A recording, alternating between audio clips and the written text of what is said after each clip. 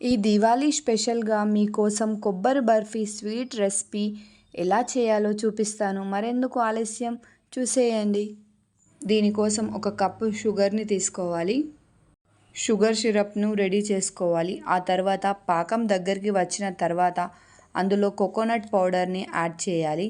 ఆ తర్వాత రైస్ పౌడర్‌ని యాడ్ చేసి అలానే కలుపుతూ ఉండాలి. ఉండలు కట్టకుండా. అలానే కలుపుతూ ఉండాలి ఈ ప్రోటీన్ అంతా దగ్గరికి వచ్చే వరకు. దీనిలో తర్వాత నేను ఒక కోకోనట్ బర్ఫీ కోసం ఒక బౌల్లో కొంచెం ఫుడ్ కలర్‌ని యాడ్ చేశాను.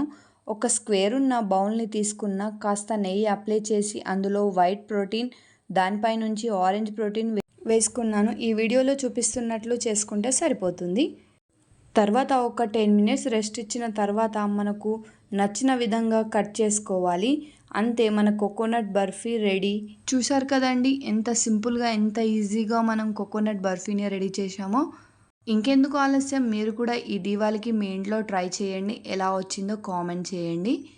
ఈ వీడియో నచ్చిన వారైతే తప్పకుండా లైక్ చేయండి. సబ్స్క్రైబ్ చేయడం మాత్రం మర్చిపోకండి. Thank you for watching.